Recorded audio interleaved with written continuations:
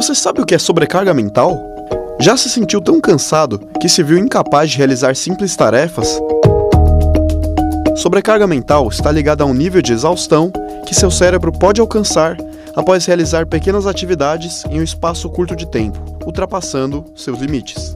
Esse excesso de estímulos pode até prejudicar a memória. O acúmulo de atividades é o sintoma, mas as consequências são diversas.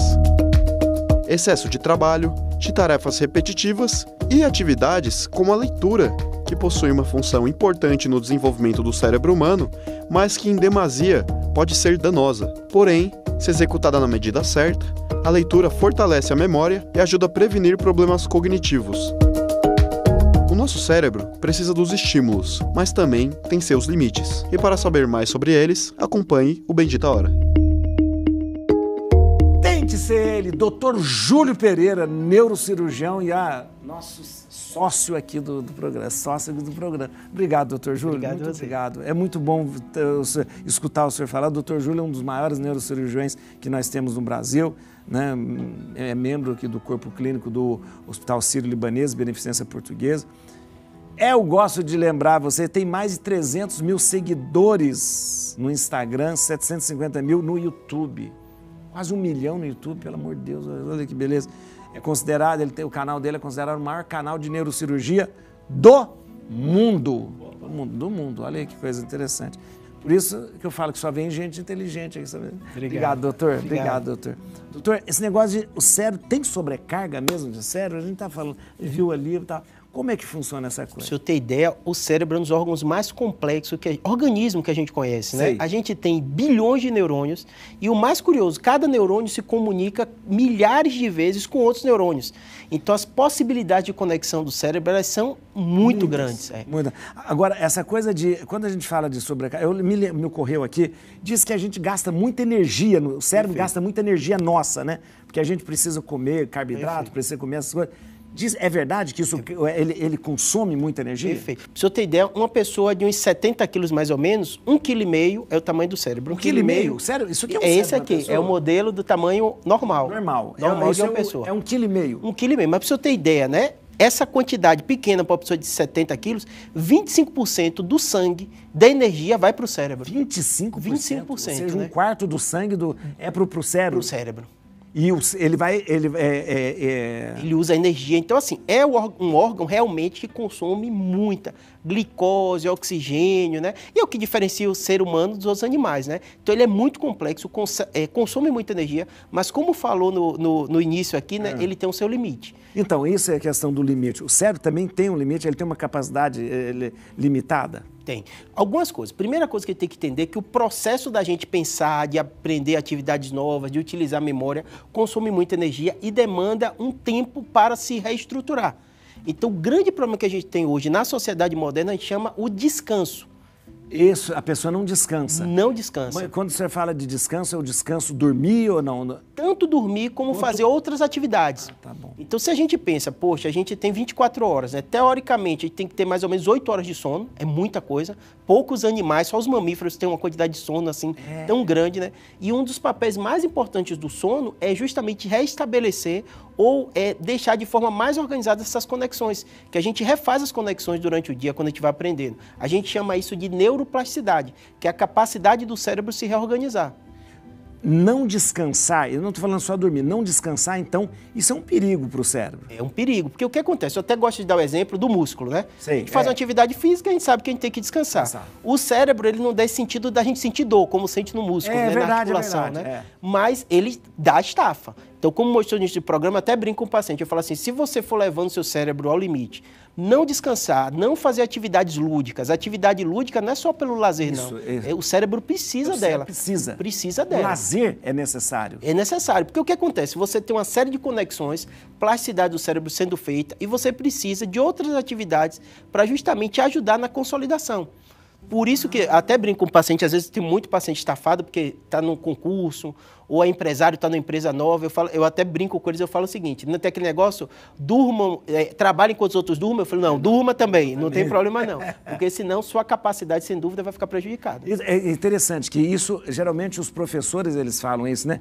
Olha, você estuda, mas antes da prova, vai descansar. Vai descansar. Porque vai descansar, porque senão você pode colapsar tudo aquilo que foi. Eu dou exemplo que é difícil a gente comparar o cérebro, que é uma coisa tão complexa, a gente compara com o computador, né? Então eu falo assim, a memória da gente, o cérebro da gente, se a gente fizer tanta atividade, eu brinco que é que nem um computador trava, né? Se você ir abrindo tanta janela, verdade, ele precisa de um tempo, E o cérebro é a mesma coisa, porque são conexões refeitas, né? É um dos sistemas mais complexos. Para você ter ideia, padre, o cérebro da gente, ele faz com comunicação elétrica, a eletricidade, por isso que a gente chama eletroencefalograma. É uma eletricidade. Tem eletricidade. O axônio, ele se comunica pelo sistema axônio é aquele rabinho dos neurônios. Dos neurônios. Aquilo é eletricidade. Eletricidade. E depois ele faz uma sinapse, na maioria das vezes, química. Que são os neurotransmissores, que a gente faz serotonina, dopamina, né? Que é isso que dá, às vezes, quando a pessoa, quando está com depressão, que está um pouco diminuído, esses neurotransmissores? Isso. Tem uma série de teorias de vários. A mais importante é da serotonina, mas hoje a gente já sabe que a dopamina influencia, a acetilcolina, né, GABA, são vários neurotransmissores. E os remédios que a gente vai desenvolvendo é justamente nesse sentido. Mas eu brinco com o paciente, com ansiedade e depressão, tudo isso que a gente faz, que a gente sintetiza em remédio, a própria fazer atividade física aumenta. Então, a produção desses neurotransmissores. Você não precisaria, ou seja, aquilo que a gente toma sintetizado, o corpo já fabrica. Produz. A gente aprende desse jeito, né? Todo remédio é feito dentro de uma lógica de como o corpo funciona. E a gente, nessa sociedade moderna, a gente é imediatista, né? Então, a gente quer logo. É uma coisa simples, mas o básico é o fazer atividade física, o se alimentar bem, o dormir. Tudo isso é coisa tão básica do ser humano e é essencial para o funcionamento perfeito. Eu já falei com o doutor, esse dia ele esteve aqui. A gente vai por todos os lugares, de todas as doenças, volta na Santíssima Trindade. Dormir, comer e atividade física. Atividade física, né? Gente, ou seja, se fizesse isso, a gente não precisava de remédio, né? Com certeza. Não precisava de remédio, não. É muito provável que no seu dia a dia, com as mudanças aí da modernidade, você gaste muito mais tempo conectado a aparelhos do que com pessoas. É muito provável também que os seus pensamentos, em sua grande maioria, estão relacionados ao que você precisa fazer hoje mais tarde, o que você precisa fazer amanhã, na próxima semana, no próximo mês e etc. Com o grande aumento da ansiedade, dos transtornos da ansiedade, assim como outros transtornos psiquiátricos relevantes, como depressão e burnout, alguns pesquisadores começaram a se perguntar o motivo disso tudo estar acontecendo. Uma teoria muito válida e interessante é de que o excesso de estímulos externos associado com a nossa incapacidade de lidar com incertezas e frustrações faz com que nós fiquemos mais acelerados, inquietos e precisando estar sempre em constante movimento. O problema disso são as consequências negativas que o nosso corpo acaba recebendo. Com essa aceleração contínua, nós acabamos nos estressando mais, gastando muito mais energia do que nós deveríamos, ficamos muito mais cansados e podemos ficar mais propensos a qualquer outro transtorno significativo. Olha que interessante, a gente está conversando sobre isso. Doutor, essa questão de... vai tomando café, doutor. Vamos lá. A questão de... A gente fala assim, eu fico com a cabeça cansada. Eu posso só ficar com a cabeça cansada mesmo? Perfeito. Isso é um sinal, da mesma forma que nosso corpo, quando a gente faz atividade física, dá sinal, o nosso cérebro também. Então, às vezes o paciente fala assim, Júlio, meu pensamento está acelerado, estou muito cansado. Isso é normal? Nunca é normal.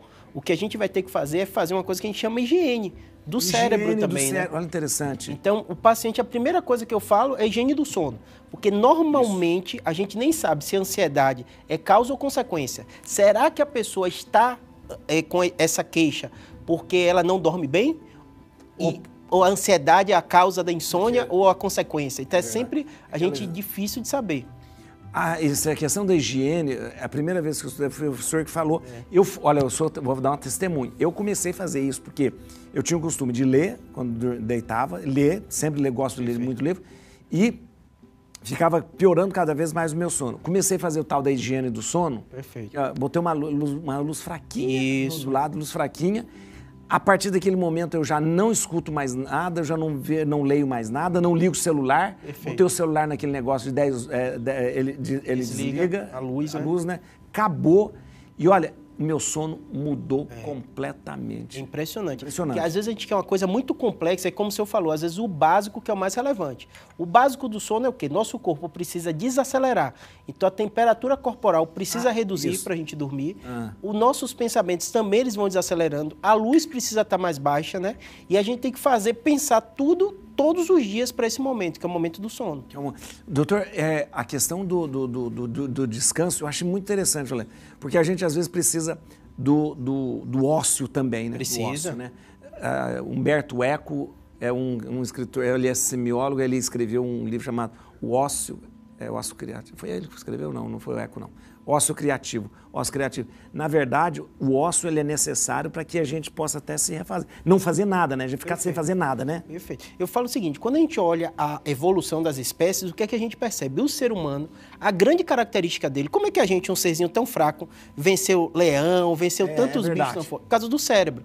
E o cérebro, a gente paradinho, a gente consegue planejar toda a nossa vida, o que eu vou fazer daqui, conversar, comunicar para os outros. Eu estava até brincando ali nos bastidores, falando o próprio ato de fofocar, não o maléfico dele, né? Mas aquilo você pensar, o seu trabalho aqui, aí o que vai ter, e o que é que vai ter lá, que irmão vai e tal. Tudo isso é uma coisa essencial.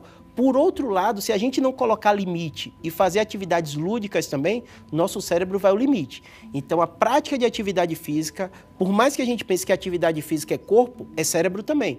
Então, a gente está cada vez quebrando mais. Tanto que eu trouxe um coração né? e trouxe um vaso também para mostrar para a gente. Está tudo ligado ali. Está tudo ligado. Para o senhor ter ideia, o fato de você fazer atividade física melhora o bombeamento do sangue para o cérebro, então melhora a memória, melhora a atividade também cerebral. Hoje é comprovado isso, né? E até algumas substâncias que ajudam na formação dos neurônios, elas são liberadas pela prática de atividade física. Tá brincando. Isso Olha que mesmo. coisa, gente. Olha, a gente está falando de exercício físico, mas a chamada ginástica do cérebro é algo que você pode e deve fazer. Veja essas dicas, depois eu vou perguntar ao doutor se procede. Vamos ver. O uso dos jogos são grandes aliados na saúde do cérebro. Jogos de raciocínio e lógica são os principais quando o quesito é saúde mental e são recomendados para todas as idades, pois possuem diferentes níveis e desafios, agindo de várias formas em nossa mente. Um deles é o famoso jogo da memória. Nele você é desafiado a melhorar o raciocínio por meio da busca de figuras iguais. As palavras cruzadas ajudam a acelerar o raciocínio e adiar as doenças do cérebro. Este joguinho é um dos instrumentos mais usados por médicos para tratar de doenças relacionadas à perda de memória. Pois quanto mais informações o cérebro recebe, mais sedento ele fica de novos conhecimentos. Segundo a Sociedade Brasileira de Arte, Cultura e Cidadania, SOBAC, o xadrez é um exercício cerebral e cognitivo bastante eficiente, que estimula o funcionamento e extensão da memória e do trabalho neuronal, como a inteligência, a atenção, a memória, o espaço visual e também o raciocínio. Mas você também pode optar por outros jogos como charada lógica e quebra-cabeça, claro, dentre outros. E então dá sim para se divertir e ainda exercitar a sua mente. Doutor, a questão de jogos, porque a gente sempre vê lá, para exercitar o cérebro você precisa fazer jogo, xadrez, aprender línguas novas, desafiar. Isso é uma das coisas mais relevantes, que mais revolucionaram na medicina nos últimos anos. Por quê? Hoje a gente tem uma coisa que a gente chama ressonância funcional. Então, a gente conversando, por exemplo, poderia colocar nesse... É mais usado para pesquisa e ver o que acontece no cérebro. Então, antigamente, o que é que o médico falava? Faça a palavra cruzada, faça crochê. Porque a gente tinha a visão que o idoso era para fazer isso, né? Só que hoje em dia a gente sabe que quanto mais complexa a atividade, melhor para o cérebro. Então, essas atividades que envolvem raciocínio, interação, a própria leitura, por mais que a leitura pareça uma coisa monótona, até você está lendo a Bíblia, você está ali pensando, né? O que é que aconteceu com Davi? Você está criando, vai criando as coisas. Então, assim, você recria. Tanto que é curioso quando você está lendo a parte occipital, que é da visão, aqui da parte de trás do cérebro, ela está sendo ativa. A parte auditiva, mesmo você está lendo sozinho, está sendo estimulado. Então, quanto mais complexa a atividade, melhor nosso cérebro exercita. E eu falo com todo paciente, não faça nada obrigado. Você só vai fazer bem uma atividade se você gostar. Se você gostar de jogo de tabuleiro, ótimo. Se você gostar de jogo da internet, excelente. Se você gostar de leitura, eu vou ler a Bíblia. Faça o que gosta. Gente, olha que beleza. Agora, não só o cérebro, o corpo também. Por isso que a prática de atividade física é muito importante. Gente, isso é importante. Doutor, vocês estão percebendo que ele fala na atividade física? Perfeito. Porque realmente a atividade física, ele transforma a pessoa. Com certeza. E não é só para modelar o corpo. Isso seria a última coisa que a atividade física deveria ser preocupação. Perfeito. Né? Mas deveria ser isso, essa coisa. Você falou de oxigenar o cérebro. A gente tem uma coisa, né? Quando a pessoa passa mal, desmaia, o que a gente faz? A gente vira a pessoa levanta a perna para oxigenar melhor o cérebro, então, isso mesmo. Isso o exercício físico faz igualzinho, naturalmente, né? E eu brinco até com meus pacientes, porque não disse que a fé sem obras é morta, né? Verdade. Eu brinco, a informação sem ação também é morta. Porque a pessoa sabe, mas não faz. Eu dou o exemplo para meu paciente, fala assim, ó, bote no Google se você quiser aí, tempo de vida dos médicos. Os médicos vivem menos do que a população. Tá brincando, doutor? Com toda a informação que a gente tem de saúde. Tem pesquisa aqui do Conselho Regional de Medicina. Por quê? Por mais que a gente tenha informação, tem uma série de coisas que às vezes na nossa rotina a gente não consegue implementar. A prática rotineira de atividade física, você deve, às vezes, conversar com muito médico gordinho que nem eu, né? Então, assim, não tem jeito. A informação tem que estar associada à ação. Claro que ninguém é perfeito, né? A gente é diferente, o cérebro de cada um, né? O tipo de trabalho também de cada um. E o seu público também. Eu sei que aqui tem muita informação, mas ele tem olhado dentro da minha realidade. Eu gostei. O que eu posso fazer? Informação sem ação também não vale nada. Não vale nada. Você falou, eu lembrei do cardiologista da minha avó. Ele tirava, ia consultar minha avó em casa, assim, consultando com o estetoscópio, com um cigarro na boca.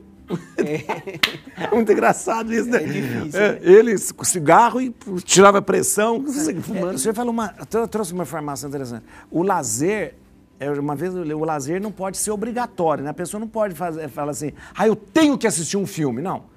Ele deixa de ser lazer. Perfeito. Nossa cabeça é meio cartesiana, né?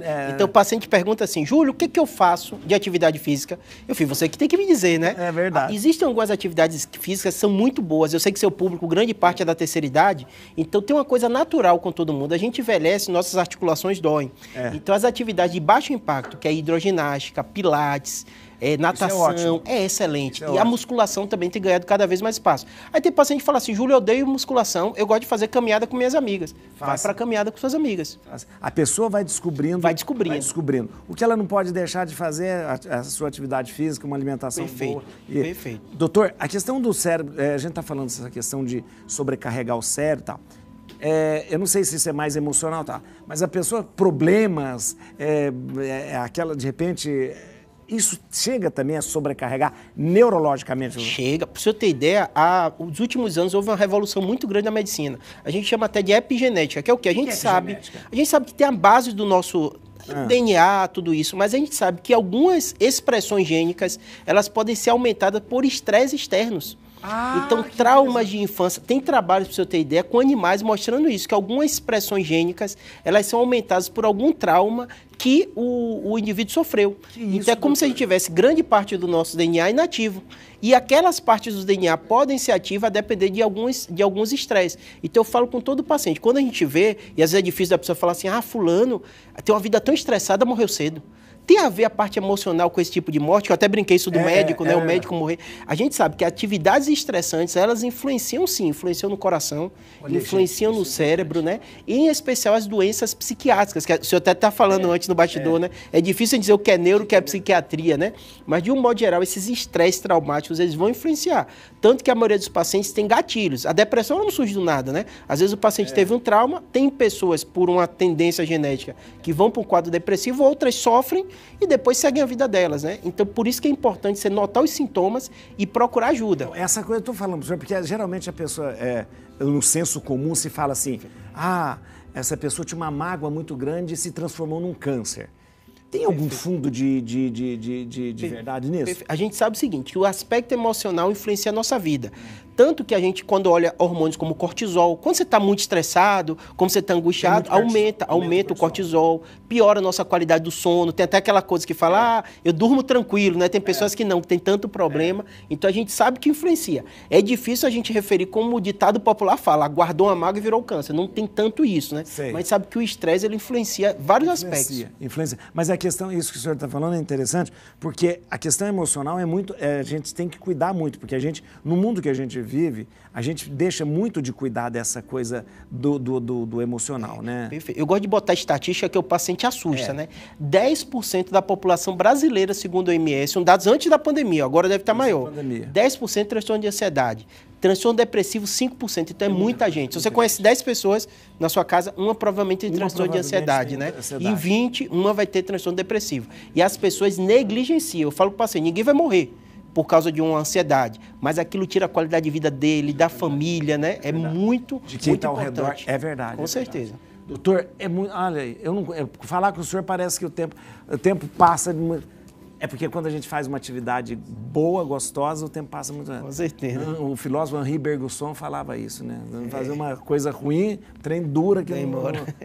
Mas eu queria agradecer muito obrigado. Mais uma vez, o senhor nos encheu de sabedoria e também de conhecimento, isso é importante. Mas como ele disse, conhecimento sem ação não vale nada. Com certeza.